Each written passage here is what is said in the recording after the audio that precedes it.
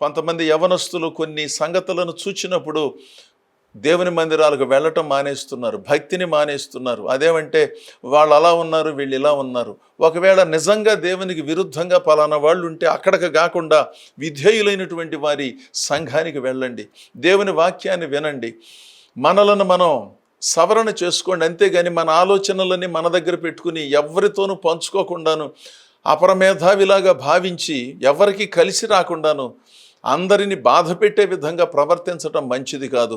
ప్రభు విషయమై అభ్యంతర పడకుండా విశ్వాసముతో అణుకువగలిగిన వారమై దేవుని సన్నిధిలో మన జీవితాలను కొనసాగించుకుందాం. అలా విశ్వాస జీవితంలో ఉన్న వారిని అభినందిస్తున్నాను, మిగిలిన వారిని ప్రోత్సహిస్తున్నాను.